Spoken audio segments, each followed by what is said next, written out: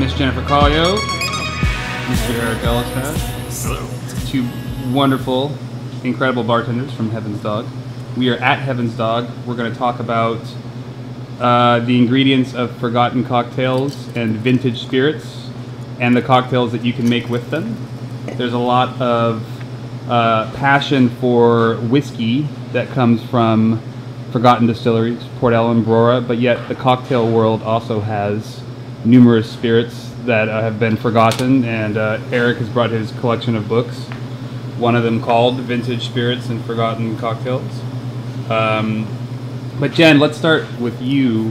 You were talking about a drink you're making tomorrow night. It's tonight. Tonight is the opening night of San Francisco Cocktail Week, and the Anchor Distillery is putting on the opening night party. I'm making a drink called the Army Navy, and as I was talking with Erik earlier today, I usually print out cards for my when I make cocktails at events, and I like to put attributions, but I can't actually find the origin of this particular cocktail. But the earliest mention that we have in it is David Embry's The Fine Art of Mixing Drinks, which he was not a bartender, he was just an enthusiast, and he kind of, it's one of my favorite bar books because he doesn't come at it from a bartender, he comes at it from someone who likes to drink cocktails, and he messes around with proportions until he gets things that taste right to him. And yeah, so I'm making this drink called the Army Navy. It's super easy. The way that I make it is 2 ounces of gin, ½ ounce of lemon, and ½ ounce of orgeat, which is an old French style almond syrup that I make with my company called Small Hand Foods. And what goes into orgeat? So, orgeat is essentially an almond syrup. It actually comes from the Latin word orge, which means barley. Here we go. Here's my orgeat. And originally it was a sweetened barley water that was used as a shelf-stable substitute for milk. And versions of this have kind of spread throughout the world. The Middle East, France, Italy, Spain all have their versions. If you think of, Mexican horchata, sounds exactly the same. Horchata here is made with rice and almonds. So historically you had first barley, then barley and almonds, and then through France and Italy and Spain they dropped out the barley because they realized that it didn't actually do anything for the syrup. So it just became an almond syrup. And how long was that? How many other orgeats were on the market before you decided to make one? There's quite a few, but no one was making it from actual almonds. So when I started researching this ingredient, I looked at companies that were available now, and then went back to Jerry Thomas and Schultz, who wrote a lot of Jerry Thomas's book. He writes the ingredients on how to make the cocktails. And a lot of the old cocktail books, when they talk about making orgeat, they use a mixture of sweet almonds and bitter almonds. They make a rich milk out of that and then turn that into syrup. When I started looking for a product like that, there was nothing on the market. Pretty much anyone that was making it, it's typically a thickened sugar syrup with almond extract added to it. And there's just a lot of kind of shady techniques where if you make it from actual almonds, it has fat from the nuts in it. So it has the same louche effect that absinthe has, where when you mix it with water or something else, it'll get cloudy. When you don't have almond fat in these syrups, they don't get cloudy. So then people started adding things like hydrogenated palm kernel oil and, fractionated palm kernel oil and like other fats so that it would have that louche effect. And I started to get very kind of offended at the products that were out there. How long do you think these were out of production? How long do you think orgeat was off the market in the form that you have it now? I don't know if it was ever actually on the market, but because it was published in bartender books and manuals, I believe that it was made in-house typically. I believe that orgeat, in addition to a lot of other kind of lovely kind of small products that bartenders are really enamored of right now, went out of style or became unavailable due to prohibition. So we had all these bartenders making amazing stuff, and then alcohol was outlawed, and all these amazing craftspeople had to either find other work or leave the country. Thus, you get books like the Savoy Cocktail Book, which was from the Savoy Hotel in London. You get books coming out of Havana, other places where people went to go drink when alcohol was illegal in America. So when the ban was lifted, suddenly we don't have this kind of system for importing niche products, things like maraschino liqueur or orange bitters, and the bartenders aren't actually making their own anymore. So speaking of the Savoy Cocktail Book, that's Mr. Ellestad's domain, who has a blog called SavoyStomp.com, right? SavoyStomp.com. Formerly the Underhill Lounge. Yes, formerly. And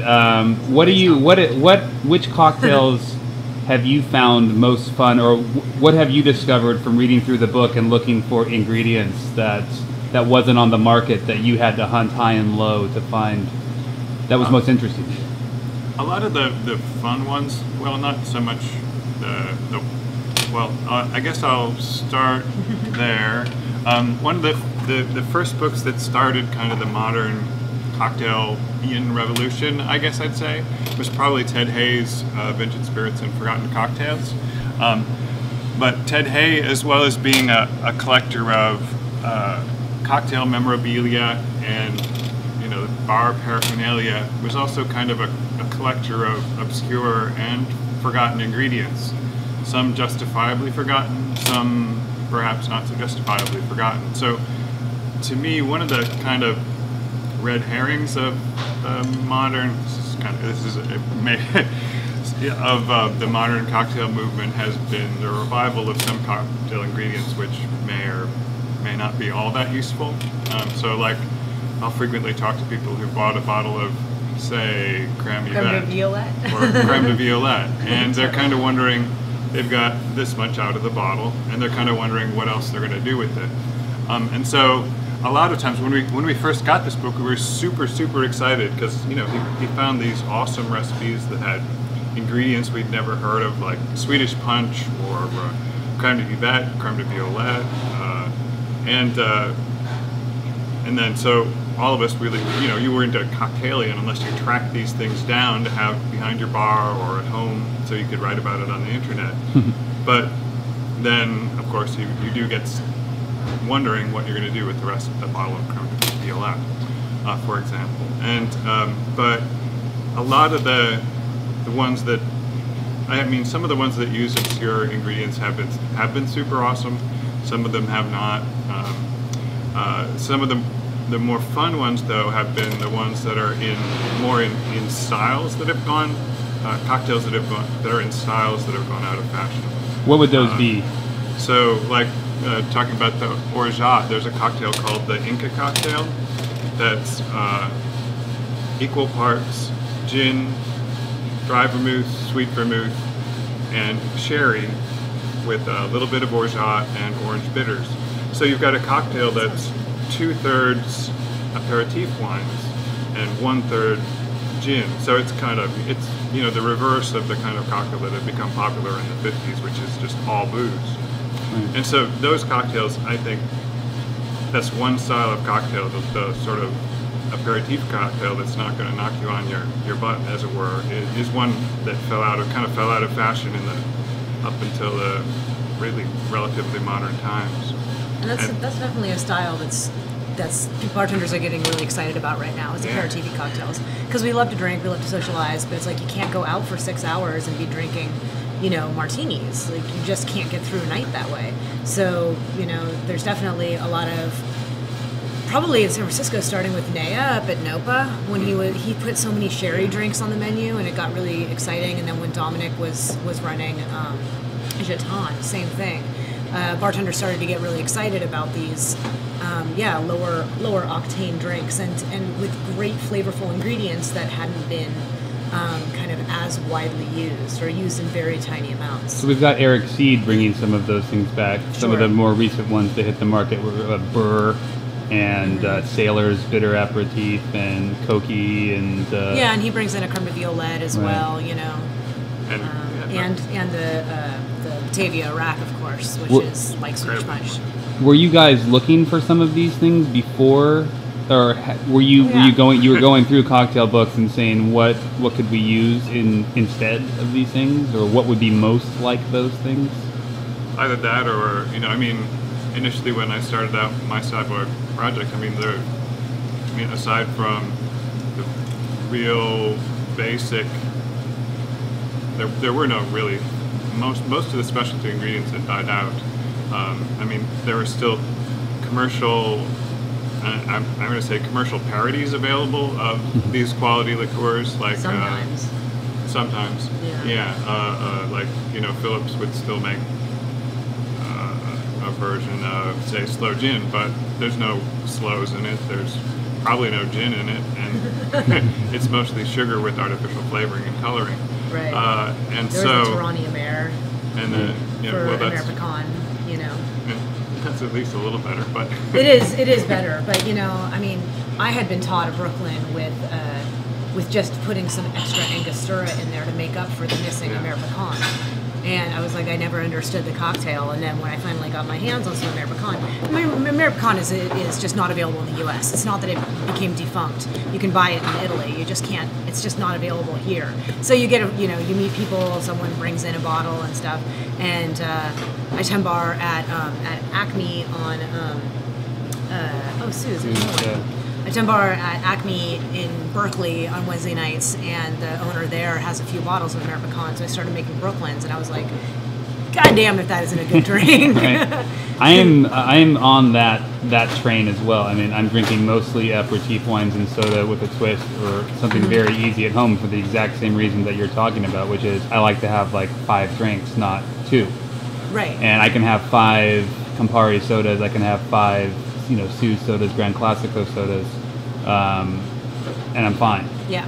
So, do you think, where else have you seen the aperitif cocktail catching on lately? Are you getting more demand for it at your bars when you're working, or is it still relatively misunderstood and underappreciated? Mostly I'd say industry. Yeah, people. industry. I think it's still pretty hard to sell for the average customer who runs to the booze. Yeah, the general public tends to want their drinks strong. They have that like typical kind of American consumer thing where it's I want to get more than I'm paying for kind of thing, Are you seeing that happen here? Because I feel like at Heaven's Dog or at the Slanted Door, people are, at least at K&L, people are more willing to put their trust into me and spend the extra $10 if they think that I think it's worth it. Are you not experiencing that? Oh, well, sure. When you get the freedom from choice that leaves the cocktail in our hands, or if someone comes in to see Jennifer and they're asking for something that we enjoy or that we think they might enjoy, and before dinner or with dinner even, then yeah, absolutely. But on the other hand, a lot of the people who come in aren't necessarily looking to have a quality cocktail experience. They're just looking to come in, have a drink, and have some dinner. But also, I think the general public, obviously, they don't think about these things or talk about these things the way that we do. So they're just behind the curve. I think it just will take longer for them to come around, really. It's not that they're not interested, it's that someone who enjoys cocktails, they may have tasted like a Last Word and think, oh my God, this is incredible. I've never had anything like that. And that's where we were 5 years ago. It's a slower evolution because they are not around it and talking about it all the time the way that we are. Right. And it's not to fault them. It's just, I can't talk to computer programmers about what they do. You know what I mean? Like But there's a certain amount of romance about this business. I don't think anybody's Well, I shouldn't say that. Maybe people are romanticizing the computer engineering world, but booze. You've got the history, and that's kind of what we've been talking about so far, which is, Eric, you've written an article recently where I remember you said people tend to romanticize lost ingredients, perhaps sometimes more than they should be, and that's the exact same thing with whiskey, where you have, Capardonic was destroyed 3 years ago. No one gave no one cared anything about Cabardonic whiskey before Right. it was destroyed. Only when they realized that it was either collectible or they couldn't get it. Right, it became precious. Yeah, it for became other precious. reasons. I mean, Yeah. are there any comparable things like that, or ingredients to cocktails that you think are overrated? Maybe To be honest, creme de violette, I think it tastes like body product. I don't, soapy. Yeah, I don't want soap. Like, it tastes like soap or lotion or something. Well, I it's think, very. It's a very well. Some of them are. Yeah, I mean, I like the creme yvette more because it has vanilla and some other stuff. But the straight creme de violettes that I've tried, it's ooh. And the it just- fruit, yeah. It's just it's purple, and that's the other thing is that in some of these books, the aviation, which calls for creme de violette, it's not that great of a drink, but it's pretty, and there isn't really anything else in the market that's going to give you that color, and just because people were drinking it 80 years ago doesn't mean that they weren't appreciative of something pretty and new. I think it's kind of faddish, and I think it kind of Violette came and went here as a fad as well because people didn't really like it. And to be honest, unfortunately, I think that happened with absinthe in this country as Right. well, where when St. George produced their absinthe, they were the first, the first domestic absinthe producer. Once the ban was lifted. Everyone got super excited and went out and bought it, and then America remembered that they don't like the taste of black licorice. There's not that many people who do. I adore it, but I can recognize that it can be very overwhelming in cocktails, and it's best used in dashes or bar spoons. I think Violette is exactly the same. There are a few.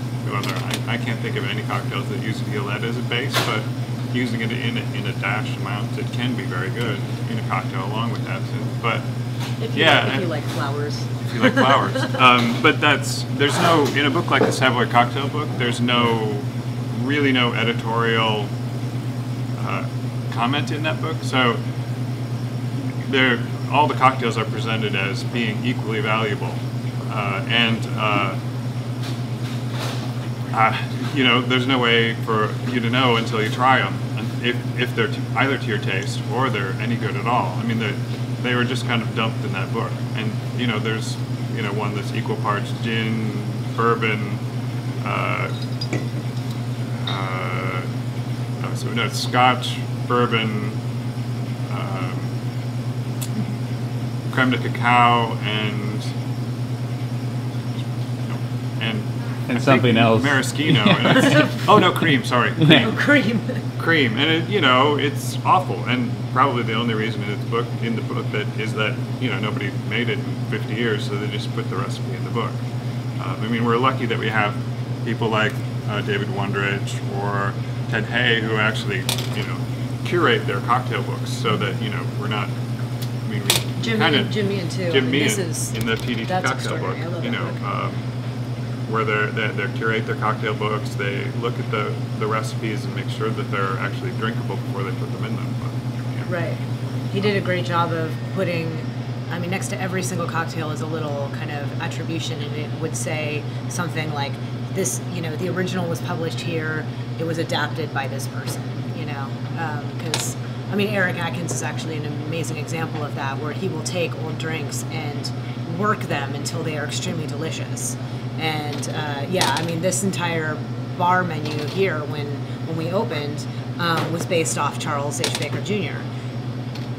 Crazy character who traveled, like Bon Vivant, who traveled the world during and after Prohibition and drank and wrote about it. And his cocktails, the book has a page-long description of often racist or sexist or ridiculous travel stories involving young girls and stolen camels and like all this stuff, and titles like the Sahara Glowing Heart or the Maharaja's Burra Peg, but and it has this like kind of romanticism and very much a sense of place of him at this time in this culture and the cultures that he's traveling.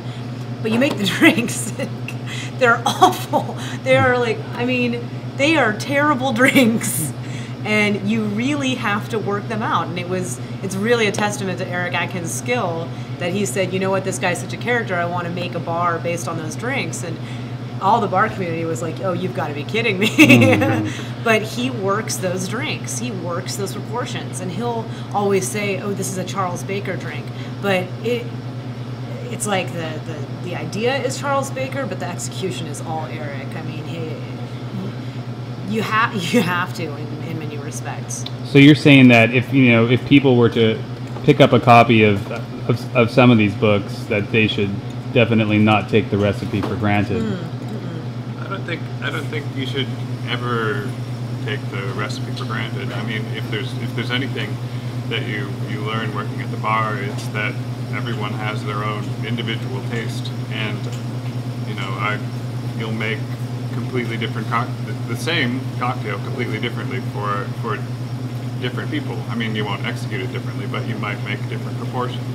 I mean, we've got, I have one customer who is basically a David Embury cocktail fan. I mean, he likes his cocktail to be 7/8 booze, 1/4 simple and 1/4 sugar. I mean, he wants a really boozy cocktail. And, other people will come to the bar, they may not have experience with booze, they may not necessarily want to taste the booze in their cocktail, so you make them a more balanced drink.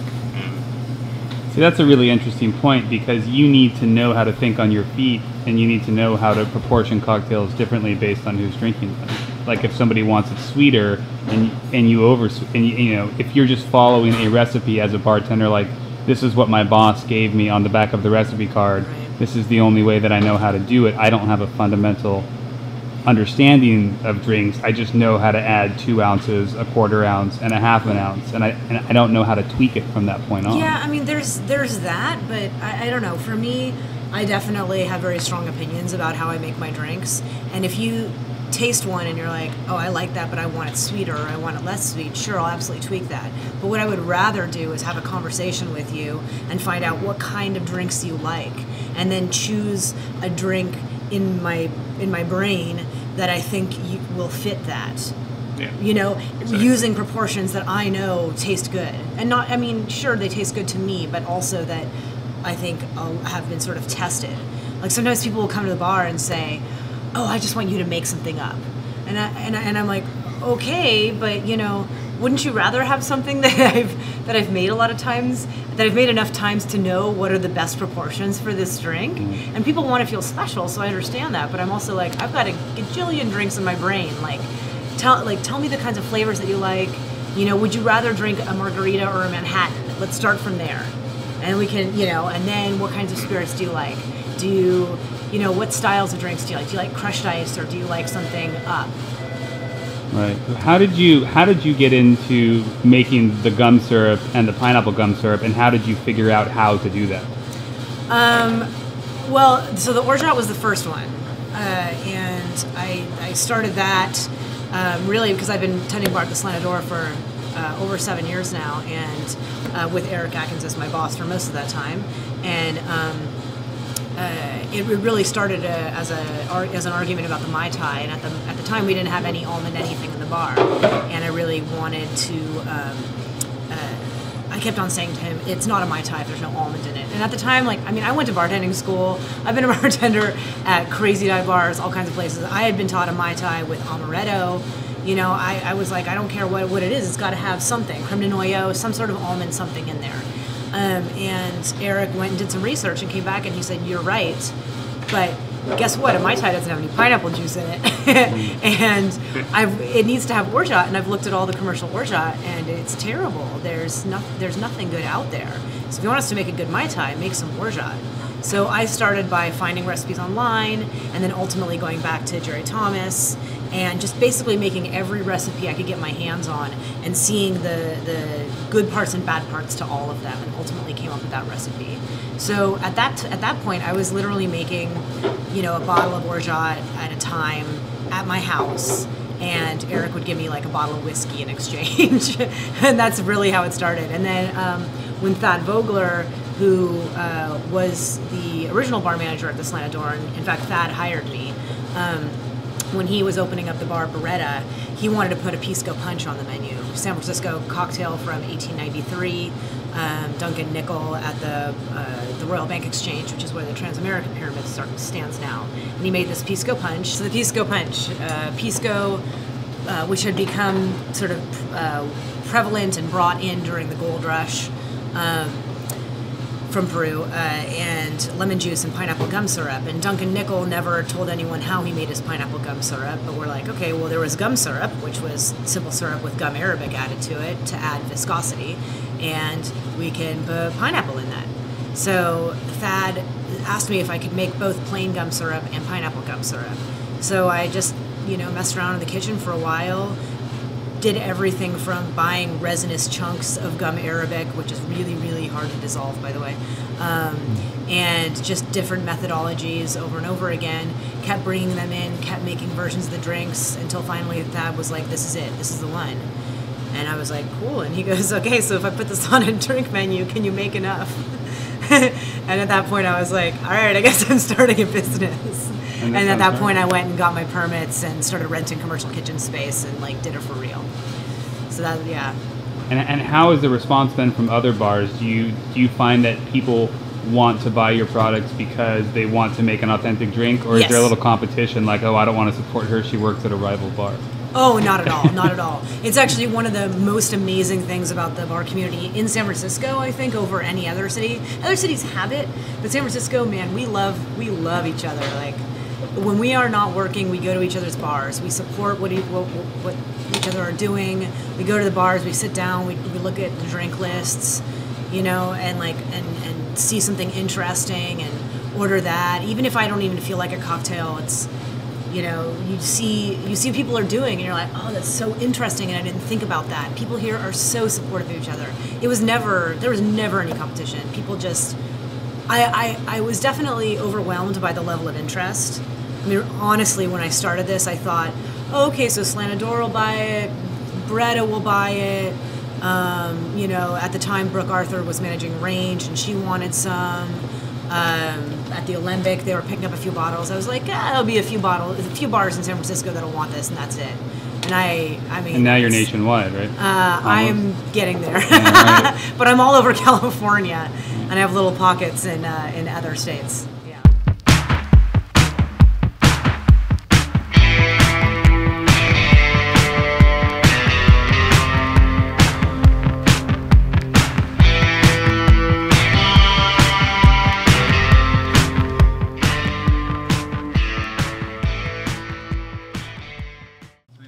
A whole cube of ice. It's about an inch and a half on the side, I think. Inch and a quarter, I think, is what it says. But they always seem a little bit smaller than that. How important is having a whole cube of ice to your drink rather than broken shards or shaved ice or melty ice to you? Well, the deal with large ice is basically thermal mass. So when you have the larger the cube or the larger the piece of ice, and the kind of more uniform the outside, the lower proportion of surface area to volume it has. So bigger, like a big piece, has greater thermal mass. It stays colder for longer with less dilution. Because you have this, so that compared to what we call deli ice or Skittles, which are just those little thingies. The deli ice, when you put it into a glass, has much more surface area. So if you put like a gin and tonic on it or something, it'll just start to melt real fast. And after 5 minutes, your drink is a lot more watered down than it would be than if you were using bigger, colder ice. And if you're making drinks at home and you have like a normal ice tray with like what do you recommend? Because I always say the normal ice trays are fine, like the kind that come with your fridge. Don't get the stupid little things they sell at like Pier 1 or like those little novelty shapes. Don't get any of those. Get the regular plastic, that kind where your cubes are like, they're kind of rectangular, but those are good. Those are good sizes. Or you can buy the Tovolo silicone ones from Sur La Table, which are about the same size as the Cold Draft, which I use for drinks on the rocks. And Tovolo makes long spear molds as well as 2x2, which is really gorgeous for something on the rocks. I use those at home. Yeah. But the big ones are fine. Just don't get those little ones that, you know, it's like little weird little like funny shapes. Like no. You just want big pieces. The half moons aren't super awesome either. The ones from the if you're gonna an ice machine. Yeah, if you're gonna be serious enough to care about what dilution you're getting in your cocktails, then make your ice in an ice cube tray. Well, that's something I think we should talk about next time. We were talking off camera about limes. I think if we do this again and we can meet here again, it would be great. And we could talk about the way that certain things that we take for granted, simple syrup, limes, lemons, ice, glassware, can affect your drink. And I can't think of anybody better to talk to than the both of you. So thank you for doing this, and thanks for agreeing to do it. And my pleasure. There's a whole slew of books here to read at home for your viewing pleasure. It's the